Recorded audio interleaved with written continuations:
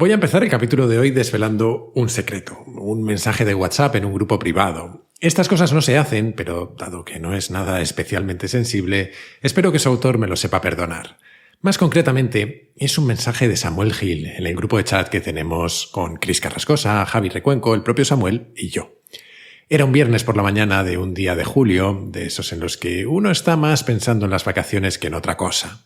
Bueno, supongo que salvo si eres Samuel, porque decidió lanzarnos una pregunta sencillita.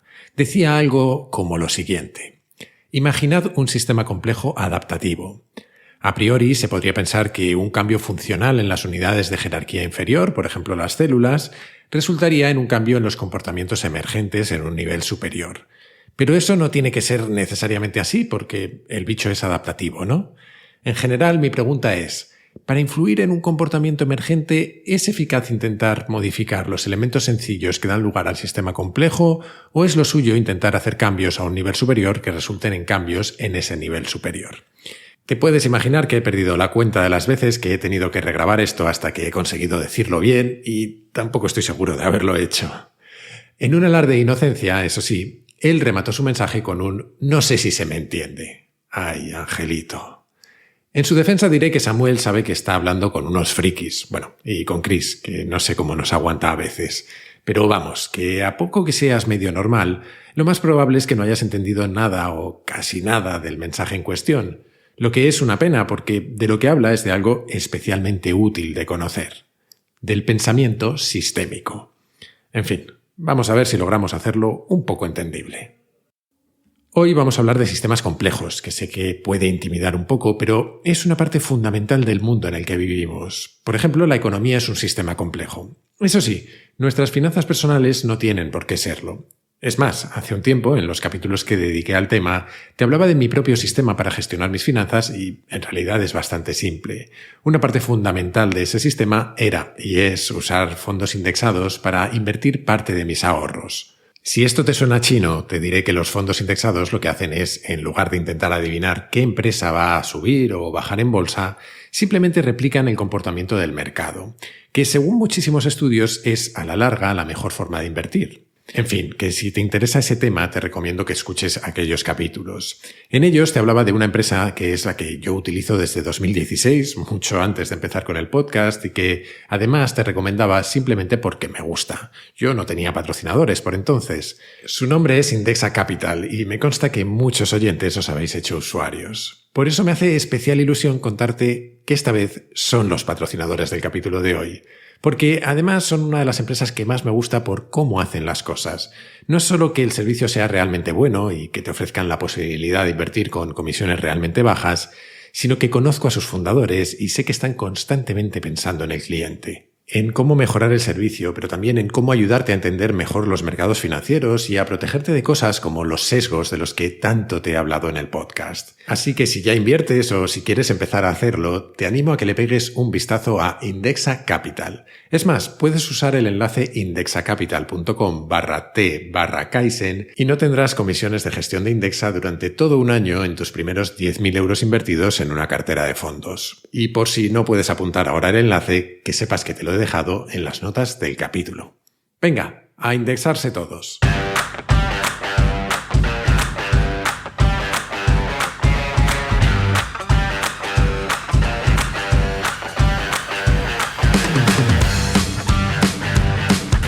Soy Jaime Rodríguez de Santiago y esto es Kaizen, el podcast para mentes inquietas en el que te acerco a personas, a ideas y a técnicas fascinantes de las que aprender cada día.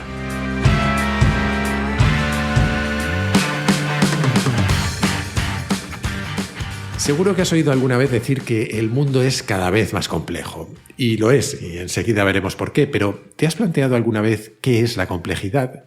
¿Qué significa exactamente que algo sea complejo? Ya sé que a veces hago preguntas extrañas, pero creo que es interesante. Hemos comentado alguna vez en el podcast que algunos autores distinguen 3 tipos de problemas: simples, complicados y complejos. Los problemas simples se resuelven siempre igual. Básicamente hay un conjunto de pasos que seguir y que nos llevan siempre a la mejor solución.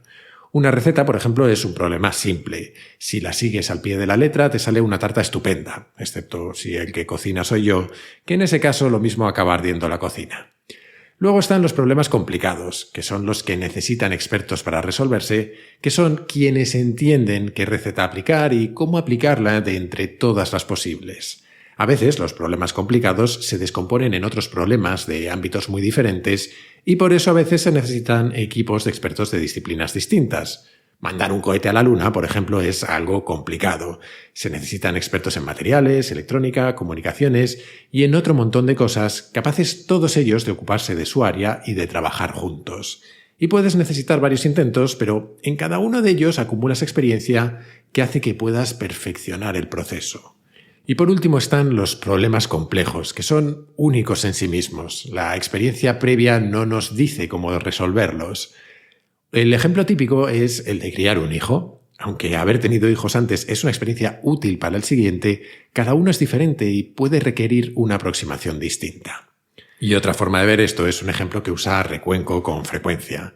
Para enfrentarte a problemas complicados necesitas al señor Lobo, el de Pulp Fiction, que es un tipo que es experto en resolver un tipo de problema muy concreto. Es capaz de deshacerse de un cadáver y limpiar la escena de un crimen sin dejar huella alguna en muy poco tiempo. Es más, tiene hiperoptimizado el proceso. Es eso, un experto. Pero si le pones frente a un problema complejo, lo normal es que se la pegue porque sus recetas no sirven. Para un problema complejo lo que necesitas es más bien al Dr. House, alguien que es absolutamente disfuncional e incapaz de pasar consulta como cualquier otro médico, pero que domina el arte de encontrar respuestas donde las recetas habituales fallan. De hecho, está a punto de cargarse a los pacientes, 6 o 7 veces por capítulo, porque a base de hipótesis, de prueba y error, va buscando su camino. Y es que esa es la principal dificultad que encierra la complejidad, que no solemos poder predecir qué va a suceder. La palabra complejidad proviene del latín complectere. La raíz plectere significa trenzar o enlazar, mientras que el prefijo com añade el sentido de que son elementos opuestos. A partir de esa idea, y aunque no hay una definición única, podemos decir que algo es complejo cuando está compuesto por múltiples partes que interactúan entre sí de múltiples formas, dando lugar así a propiedades y comportamientos que ninguna de ellas tenía por sí sola. Normalmente a esos conjuntos de piezas que interactúan entre sí de esta manera se les suele llamar sistemas complejos. Y con esta definición creo que se entiende bastante bien eso de que el mundo es cada vez más complejo, porque si la complejidad surge de piezas que se conectan entre sí y dan lugar a comportamientos que no tenían por sí mismas, en un mundo en el que todo está cada vez más conectado, hay cada vez más oportunidades de que surjan esos comportamientos. Aunque lo cierto es que siempre hemos vivido rodeados de complejidad y de sistemas complejos. La realidad es inherentemente compleja y desarrollamos todo tipo de formas de enfrentarnos a ella. Las hay más toscas, pero útiles, como esos atajos mentales de los que tanto hemos hablado en el podcast. Cuando tenemos que decidir en milésimas de segundo si eso que se mueve entre la maleza es o no un león, pues decidimos sin pararnos a estudiar todas las pistas. Resolvemos la complejidad por la vía rápida, reduciéndola a una pregunta muy simple. ¿Corre mi vida peligro? Y por si acaso salimos corriendo. Sin embargo, las preguntas simples y las respuestas simples normalmente solo nos permiten lograr cosas simples. Para curar una enfermedad, gobernar un país o entender el impacto humano en el medio ambiente, solemos necesitar aproximaciones un poco más sutiles. Y aquí es donde entran aquellas palabras raras de Samuel y todo eso del pensamiento sistémico. De algunos aspectos de eso que llamamos pensamiento sistémico y que ahora definiremos bien, ya hemos hablado en varias ocasiones en el podcast, aunque siempre de pasada y, la verdad, con poco orden. Hablamos, por ejemplo, de sistemas en el capítulo 66, aquel en el que empezamos hablando de modelos mentales que tenían su origen en la ingeniería, y acabamos haciéndolo sobre cómo se forman las dunas en el desierto y cómo vuelan los estorninos. Yo es que me distraigo con facilidad, ¿qué le vamos a hacer? Para asegurarme de ser un poquito más disciplinado esta vez, en este y en algún capítulo futuro nos vamos a apoyar en un libro, que además tenía que haber traído por el podcast hace muchísimo tiempo porque es de los mejores que he leído en mi vida sobre cómo abordar la complejidad que nos rodea. Su título es Thinking in Systems, a Primer, algo así como Pensando en Sistemas, una introducción. Su autora fue Donella Meadows, una biofísica y científica ambiental que fue también autora de un informe llamado The Limits to Growth, los límites del crecimiento, que se convirtió en la publicación sobre temas medioambientales más vendida de la historia, y eso que se editó en 1971 y también que parece que no aprendimos mucho de aquello. Pero a los límites del crecimiento volveremos más adelante esta temporada, que hoy toca lo de pensar en sistemas, porque precisamente pensar en sistemas es lo que hizo Meadows para elaborar sus modelos sobre el crecimiento de la humanidad. Antes de seguir, déjame hacerte una advertencia y 2 promesas, eso sí. Mi advertencia es algo que seguramente ya tengas bastante claro. El de hoy es uno de esos capítulos. Es uno de esos temas que nos levantan dolores de cabeza con facilidad. La primera promesa es que lo vamos a hacer lo más digerible posible. Lo vamos a descomponer en capítulos cortitos que iremos recorriendo poco a poco a lo largo de la temporada. Y la segunda promesa es que al final del capítulo todos podremos encender la pregunta de Samuel. Otra cosa es que la podamos responder. Para eso necesitaremos algún capítulo más. Creo que cuando nos enfrentamos a temas que nos retan intelectualmente, y este es uno de esos, nos pasa algo parecido a cuando hacemos deporte. Nos cuesta, sufrimos e incluso acabamos cansados y con agujetas neuronales, y a veces nos rendimos, y es normal. Pero me gusta pensar que las agujetas son una señal de progreso. Las tenemos porque estamos aumentando nuestras capacidades. Y con esto pasa un poco lo mismo, porque ¿y lo bien que sienta cuando te das cuenta de que poco a poco ganas una perspectiva nueva sobre el mundo? Pues eso, vamos a entrenar.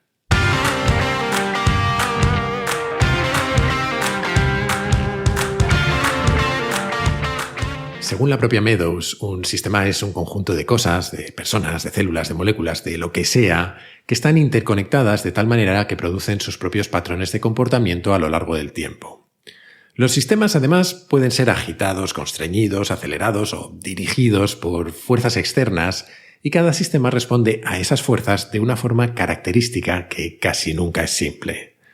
Anda, que acabamos de empezar y ya he soltado un montón de palabras raras. A ver si reconducimos esto con el ejemplo de un sistema que todos conocemos bien, el cuerpo humano. Somos un conjunto de células agrupadas en tejidos que forman órganos y subsistemas y todos los nombres que queramos dar a lo que es básicamente todo un universo de cosas conectadas entre sí. Cuando estamos sometidos a una fuerza externa, normalmente nacida de nuestra propia estupidez, como es eso de ponernos a tomar el sol del Mediterráneo a las 3 de la tarde en pleno agosto, por ejemplo, pues desarrollamos respuestas. Segregamos hormonas, rompemos a sudar para disipar calor, nos entra sed para compensar la deshidratación, nuestra tensión arterial cambia, etc. Y si nos excedemos, nuestra piel se irrita y se quema, nos duele la cabeza, se desencadenan también procesos regenerativos para intentar reparar el daño que hemos sufrido y otro montón de cosas. Una cosa interesante es que los sistemas son generalmente los causantes de su propio comportamiento. Luego hablaremos de qué nos lleva a tener este tipo de comportamientos estúpidos, por ejemplo, pero el caso es que la misma fuerza externa causará un comportamiento o un resultado muy diferente en otro sistema. Y según Meadows, esto tiene implicaciones mucho más profundas de lo que parece. Y es que, si lo piensas por un momento, esto significa que los líderes políticos no son la causa de recesiones o de momentos de bonanza, sino que los ciclos económicos son inherentes al mercado. Un poco lo que hablábamos la temporada pasada en los capítulos sobre cómo funciona la economía. El sistema tiene su propio patrón de comportamiento, el gasto aumenta, la deuda se acumula y sigue unos ciclos, y los factores externos lo que hacen es acelerarlo, ralentizarlo o distorsionarlo de alguna manera, pero no son directamente la causa. Y esta es una idea que es muy difícil de procesar. Psicológica y políticamente siempre preferimos pensar que hay una causa única para las cosas, algo o alguien a quien culpar de que sucedan y a la vez que existe algún tipo de palanca, de botón o de píldora o lo que sea que haga que el problema desaparezca de una vez por todas. Y parcialmente es así. Hemos de hecho logrado resolver problemas enormes enfocándonos en un aspecto concreto. Por ejemplo, hemos conseguido aumentar la producción de comida lo suficiente como para alimentar a muchísimos millones de personas más de las que se creía posible hace apenas 200 o 300 años. También hemos resuelto el problema de transportar gigantescas cantidades de personas o de bienes a largas distancias en muy poco tiempo. Pero por el camino, como lo que estamos haciendo forma parte de sistemas mayores como nuestras sociedades o el planeta en su conjunto, las soluciones que hemos encontrado han creado nuevos problemas. A la vez, aquellos problemas realmente difíciles, que son los que están más interconectados en la estructura interna de sistemas complejos, los auténticos líos, como los llama Meadows, siguen sin resolverse. El hambre, la pobreza, la degradación medioambiental, la inestabilidad económica, el desempleo, la drogadicción o la guerra persisten a pesar de toda la energía, recursos y capacidad intelectual que hemos puesto para erradicarlos. Generalmente nadie crea esos problemas de manera deliberada y normalmente tampoco nadie quiere que sigan existiendo, pero lo hacen a pesar de todo. Y lo hacen porque son intrínsecamente problemas sistémicos, es decir, comportamientos característicos de los sistemas que los producen. Por eso es tan importante el pensamiento sistémico.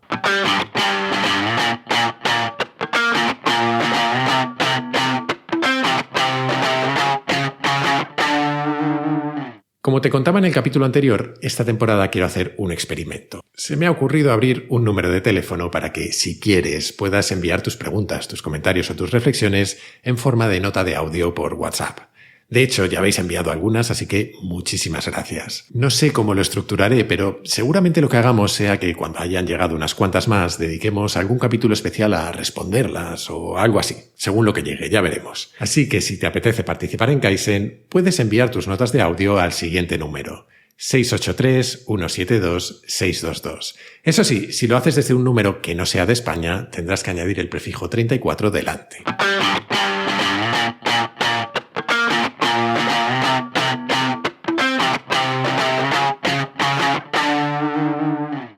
Bueno, más o menos espero que tengas ya una idea de qué es un sistema complejo. Más o menos, digo.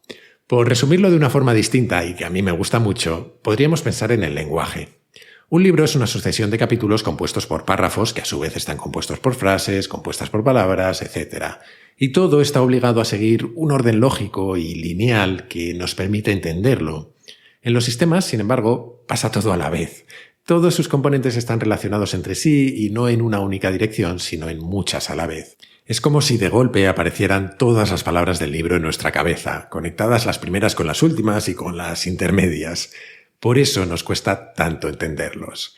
Y aunque seguramente nunca logremos comprenderlos del todo, sí podemos descomponer los sistemas en las partes que los integran e identificar algunas características que podemos reconocer en todos ellos. Vamos a ver las bases de los sistemas. Según Meadows, hay 3 aspectos esenciales en un sistema. El primero son los elementos que lo componen, las piezas, vamos. El segundo, las conexiones que se forman entre esos elementos. Y el tercero, lo que ella llama la función o propósito de un sistema. Esta última es la menos obvia y a la vez es la más determinante de su comportamiento.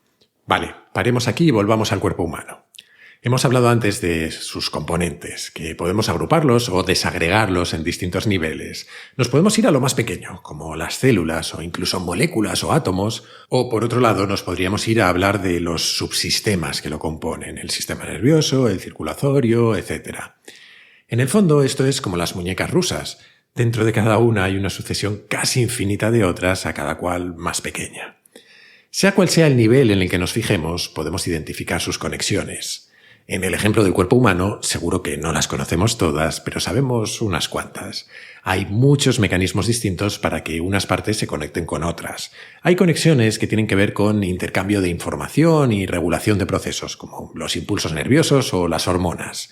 Hay otras conexiones que sirven para que la energía extraída de los alimentos llegue a nuestras células. Tenemos también canales y cavidades que conectan órganos entre sí, y hay hasta conexiones puramente mecánicas como los músculos y las articulaciones que nos permiten movernos.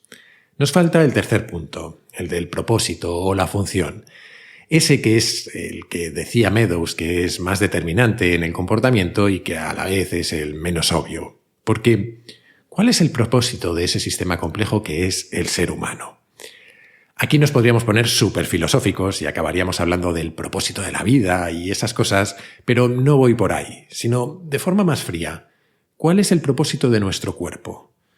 Pues no es fácil definir uno solo, pero si yo tuviera que apostar, diría que el propósito que mejor explica el comportamiento conjunto de todo nuestro sistema sería algo así como el de garantizar nuestra supervivencia y nuestra reproducción. No me entiendas mal, no significa que esto tenga que ser el propósito vital de todo el mundo, pero sí creo que nuestro cuerpo y su manera de funcionar está orientado a eso o a algo parecido a eso. E incluso a veces hay hasta contradicciones y hay quien se juega a la supervivencia porque le puede el instinto de reproducción. Una de las características más frustrantes y más fascinantes de los sistemas es que, aunque conozcamos el propósito de sus componentes individuales, la suma de ellos puede dar lugar a un comportamiento absolutamente inesperado.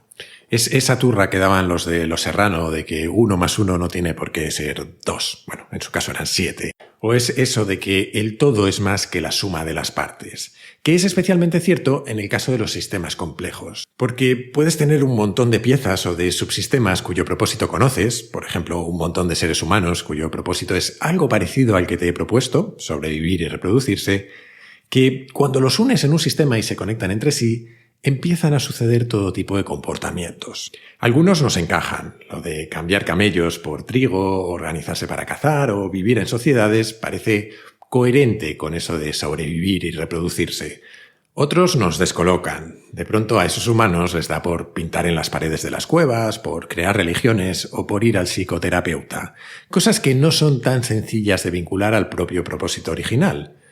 Y otras que van directamente en contra de ese propósito original. Les da por entrar en guerras, promueven el celibato o se cargan el planeta. A todos esos comportamientos que surgen a partir de los componentes de un sistema se les suele llamar comportamientos emergentes. La emergencia, es decir, que surjan cosas nuevas a partir de otras, es una propiedad de los sistemas. Hay quien dice que algunos de los grandes misterios del universo, como la vida o la consciencia, son propiedades emergentes. Porque, si lo piensas, hasta donde sabemos, todos estamos hechos de partículas elementales, de átomos que surgieron del Big Bang y que llevan toda la edad del universo, unos 14.000 millones de años, pululando por ahí y combinándose para formar todo, planetas, estrellas, minerales, agua, aire, y de repente, en algunas de esas combinaciones, surge la vida. O, más alucinante aún, surge algo como la consciencia, es decir, que los mismos átomos que hace millones de años eran parte de asteroides o estrellas o de vete tú a saber qué, hoy somos tú y yo y estamos hablando de todo esto. Ya te dije que iban a venir agujetas neuronales. Vamos a ir terminando, pero para poder entender la pregunta de Samuel, como te había prometido, hay un último concepto del que te tengo que hablar hoy, aunque en realidad ya lo he hecho en un par de ocasiones en el pasado, los sistemas adaptativos.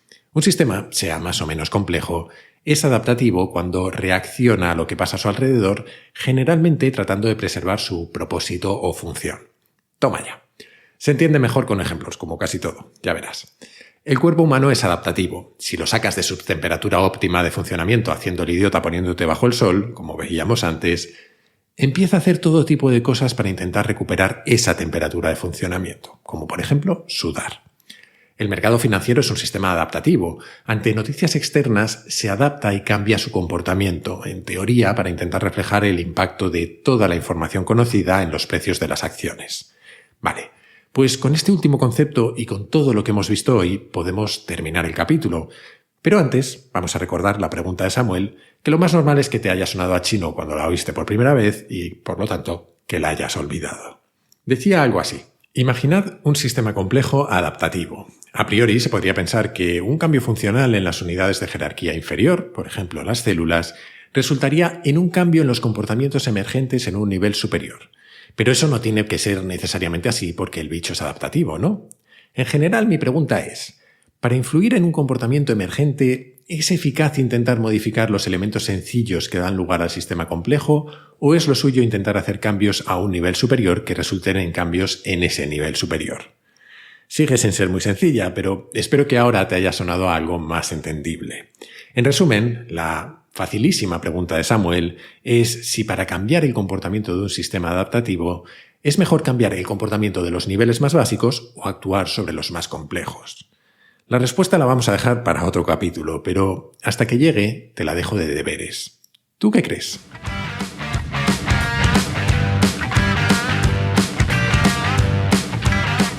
Y hasta aquí el capítulo de hoy. Sé que seguramente sea uno de esos por los que más de uno acaba odiándome, pero espero que no sea tu caso y que te haya gustado. Si has llegado hasta aquí, imagino que sí. La semana que viene buscaremos un tema distinto para recuperarnos. Hasta entonces te animo, como siempre, a suscribirte y recomendar Kaizen en tu plataforma de podcast preferida, en YouTube, en redes sociales o, como creo que es mejor, a tus amigos. Así me ayudas a que Kaizen siga creciendo. Además, si te gusta el podcast, puedes unirte a la comunidad Kaizen, una forma de apoyarlo económicamente, que yo lo agradezco mucho, y también de acceder a un foro en el que encontrarás a otros curiosos compulsivos, recomendaciones de cientos de libros y de películas, tendrás contenidos exclusivos, acceso a un feed sin publicidad y también organizamos de vez en cuando encuentros y, por ejemplo, sesiones de mentoría conmigo. Para hacerlo, para unirte, solo tienes que entrar en mi web, jaimerodriguezdesantiago.com y hacer clic en el banner rojo. Y desde esa misma web o desde mi Twitter, @jaime_rds, puedes hacerme llegar tus comentarios, tus sugerencias, lo que tú quieras. Siempre contesto, aunque a veces tardo un poco. También lo aviso siempre. Y recuerda que ahora también puedes participar en el podcast enviando tus mensajes de audio por WhatsApp al siguiente número: 683-172-622, con el prefijo 34 si lo mandas desde fuera de España. Y esto es todo por hoy. Como siempre, muchísimas gracias por estar ahí y hasta la próxima.